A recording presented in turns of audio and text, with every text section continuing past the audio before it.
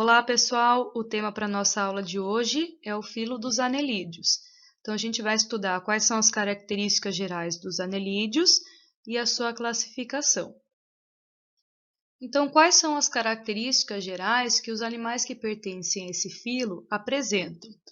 Bom, eles têm o corpo cilíndrico, formado por vários segmentos. Até então, todos os outros animais que a gente viu não tinham um corpo fragmentado, um corpo formado por segmentos. Cada um desses segmentos a gente vai chamar de metâmeros. E esses metâmeros, eles são semelhantes a anéis. Daí é que vem o nome anelídeo, tá? Que seria a forma de anéis. Então, o corpo é cilíndrico formado por metâmeros, conhecidos também como anéis. Esses animais apresentam a pele com um revestimento bem fininho, para que isso permita as trocas gasosas pela pele, que a gente chama de respiração cutânea. Então, tanto o gás oxigênio quanto o gás carbônico tem que passar pela pele. Então, o gás oxigênio entra através da pele e o gás carbônico sai também através da pele. Para que essa respiração cutânea ela aconteça, essa pele ela precisa estar úmida. Então, esse animal ele vai viver em um local que apresenta grande umidade. Quando o oxigênio ele atravessa a pele, ele vai para o sangue e ele se liga ao pigmento hemoglobina. Então, aqui esses animais já apresentam o pigmento hemoglobina, que é o mesmo pigmento que nós temos no nosso sangue, que é o que dá a coloração vermelha para o sangue. Esse pigmento ele tem afinidade pelos gases respiratórios, então ele vai se ligar tanto ao gás oxigênio quanto ao gás carbônico. Então, o oxigênio entra pela pele, se liga à hemoglobina, vai ser transportado pelo sangue e vai ser entregue para todas as células do corpo. Das células vai sair o gás carbônico, que também vai se ligar à hemoglobina e vai ser liberado do corpo do animal através da pele também. Esses animais apresentam um sistema digestório completo, então outros animais já até apresentavam esse sistema. Então, apresentam a boca, faringe, esôfago, papo, moela, estômago, intestino e ânus. O que caracteriza um sistema digestório completo é ter boca e ter ânus. O sistema nervoso aqui também apresenta gânglios. Então, existem vários gânglios, que são acúmulos de células nervosas, que estão ligados a vários cordões nervosos. A classificação dos animais que pertencem ao filo dos anelídeos é baseada nas cerdas que esses animais podem apresentar no seu corpo, e as cerdas são pequenas estruturas parecidas com pelos. Em alguns casos é um pouco difícil da gente enxergar. Então, existem os animais que têm cerdas, que são os poliquetos, e os oligoquetos, e aqueles animais que não apresentam cerdas, que são os aquetos ou aquetas. Existe uma outra classificação também baseado na presença de clitelo, que é uma região dilatada no corpo do animal que vai formar o casulo. Então, no caso aqui, os poliquetos, eles apresentam cerdas, mas não apresentam o clitelo. E os clitelados são aqueles que apresentam as cerdas, no caso dos poliquetos, e aqueles que não apresentam as cerdas no corpo, no caso dos aquetos. Poli significa várias. Então, os poliquetos apresentam várias cerdas. Oligo significa pouco, então apresentam poucas cerdas pelo corpo. E aqueto significa não apresentam cerdas pelo corpo. Então, agora a gente vai ver os animais que pertencem aos poliquetos, oligoquetos e aquetos. Vamos começar então com o grupo dos oligoquetos. Então, lembrando que oligo significa poucas ou poucos, né? Então, são os animais que apresentam poucas cerdas pelo corpo. As cerdas parecem pelinhos, vão auxiliar na locomoção do animal. O exemplo aqui de animal característico desse grupo são as minhocas. Então, se você for olhar uma minhoca bem de pertinho, você vai ver que ao longo do corpo dela existem aí poucas quantidades de cerdas. Como que esses animais se locomovem? As cerdas ajudam na locomoção, mas acontece a contração dos segmentos dos anéis que fazem parte do seu corpo, e esses segmentos eles se contraem independentemente. Quando eles se contraem, eles se encurtam, e acaba puxando a outra parte do corpo. Então acontece a contração e o relaxamento e o animal consegue se locomover desta forma.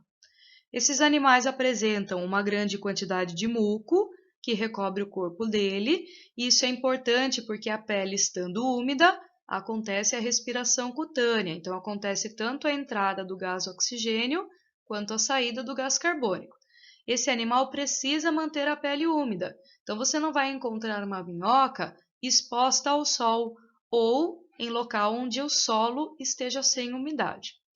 Esses animais são detritívoros, então eles se alimentam de detritos, que são restos tanto de animais quanto de vegetais em decomposição.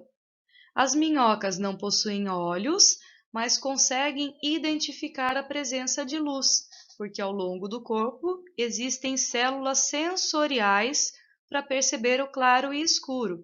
Assim ela foge da luz, fugindo do calor e evitando a desidratação. As minhocas também apresentam, ao longo do seu corpo, 5 vasos sanguíneos que funcionam como coração. Então, a gente diz que a minhoca tem 5 corações, porque esses vasos eles estão dilatados e eles fazem contração para que aconteça a circulação do sangue no corpo. Então, funcionam como 5 corações. Como que as minhocas se reproduzem?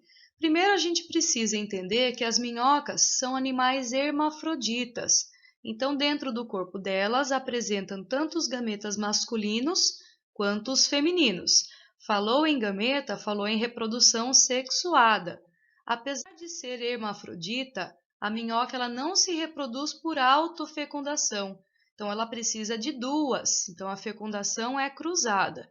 Então, duas minhocas, elas se encostam e acontece primeiramente a troca de espermatozoides.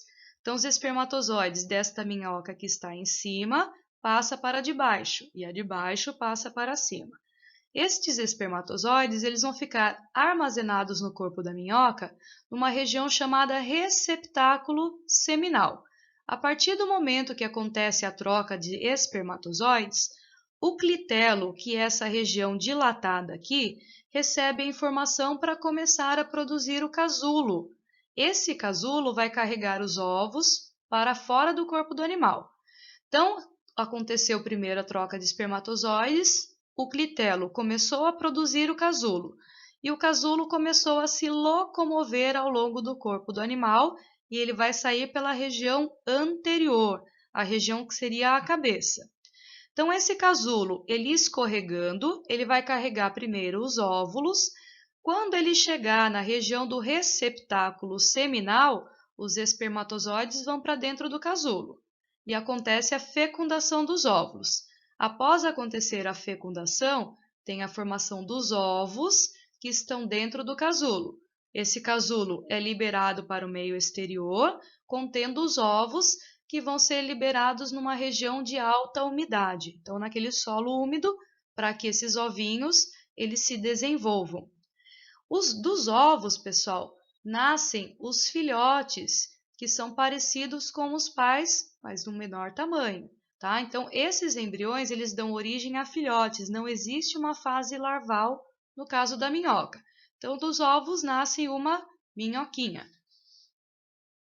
Outro grupo aqui é o grupo dos aquetos. Então, lembrando que a palavra a significa não.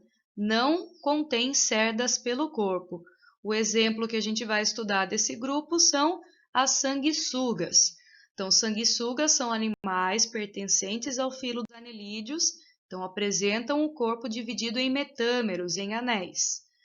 Possuem o corpo levemente achatado e não possuem nenhuma cerda pelo corpo. Geralmente vivem em água doce, apresentam ventosas nas duas extremidades do corpo. Essas ventosas vão auxiliar na locomoção do animal e no caso da ventosa que fica na região da cabeça, ela vai ajudar também naquele momento que o animal precisa se alimentar. Então, são animais hematófagos. Hemato significa sangue. Então, são animais que se alimentam de sangue. Então, quando esse animal ele se liga, né, se adere à pele de um outro animal, na região anterior, a ventosa ela gruda no animal, os dentes acabam cortando a pele desse animal considerado hospedeiro, e aí a sanguessuga vai se alimentando do sangue. Para que o animal, que é o hospedeiro, não sinta que a sanguessuga está presa ao seu corpo, na saliva dela existe uma substância anestésica. Então ela consegue ficar se alimentando do sangue do hospedeiro sem ele perceber.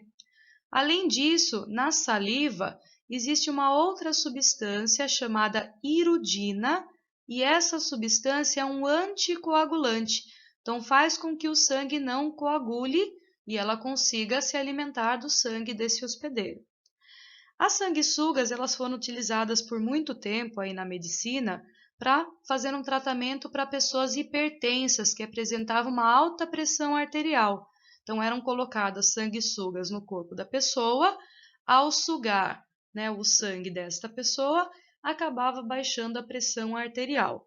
Também era utilizado para retirar sangue que ficava acumulado em alguns pontos específicos da pele. Então, só colocar a sanguessuga naquela região, que ela, através da sua substância anticoagulante e anestésica, consegue aí sugar aquela região de sangue acumulado. Hoje em dia ainda existem algumas culturas que utilizam tratamento com sanguessuga, mas é um pouquinho mais raro. O último grupo dos anelídeos são dos poliquetos. Então, esses animais apresentam muitas cerdas pelo corpo, só que essas cerdas saem de uma estrutura diferenciada aqui, que é chamada de parapódios. Os parapódios são estruturas que parecem expansões em cada um dos metâmeros do corpo, e nessas estruturas, nos parapódios, saem diversas cerdas. Algumas cerdas se modificam para se formar as brânquias, para que o animal consiga fazer a respiração branquial. No caso, esses animais eles são aquáticos e a grande maioria vive em água salgada. Então, através das brânquias presentes aqui nos parapódios, acontece a entrada do gás oxigênio e a saída do gás carbônico. Existem espécies de poliquetos que são predadoras e se alimentam de pequenos animais. E existem outras espécies que são filtradoras, então retiram da água os nutrientes. Esses animais aqui, eles são dioicos, então apresentam tanto o macho quanto a fêmea. Eles jogam os espermatozoides e os óvulos na água, acontece a fecundação e a formação de uma larva. Esta larva, ela vai se desenvolver até chegar na fase adulta. Nós já falamos da minhoca na classificação dos oligoquetos, que são animais que apresentam poucas cerdas pelo corpo. Mas as minhocas aqui, elas têm uma grande importância para a qualidade do solo, para a fertilidade do solo. Então, aquele solo que ele apresenta uma grande quantidade de minhocas é um solo ideal para você plantar alguma coisa. Mas o que a minhoca faz exatamente no solo? Quando a minhoca ela realiza o seu movimento de cavação, ela acaba formando vários canais naquele solo. Estes canais auxiliam na circulação de ar, então deixa aquele solo arejado. E os canais também facilitam a infiltração da água, não somente da água, mas dos nutrientes que elas estão carregando também, e facilitam também a penetração das raízes das plantas. Então, a atividade de cavação deixa aquele solo fofo, fica fácil de circular ar, fica fácil de infiltrar a água e os nutrientes e também facilita a penetração das raízes das plantas. Além disso, os animais eles são detritívoros, eles se alimentam de matéria orgânica em decomposição. Quando eles eliminam as suas fezes, estas fezes ajudam a formar o humus. O humus é aquela porção do solo que apresenta uma alta fertilidade, porque apresenta uma grande quantidade de matéria orgânica e de sais minerais. Então, naquela região onde tem minhocas, você tem uma grande quantidade de humus e isso melhora muito a fertilidade do solo. Então, se você quer deixar o seu solo mais fértil, você pode colocar minhocas nele ou comprar aquele solo que foi o resultado da ação das minhocas. Lembrando que quanto mais escuro o solo, maior é a quantidade de matéria orgânica e maior é a sua fertilidade.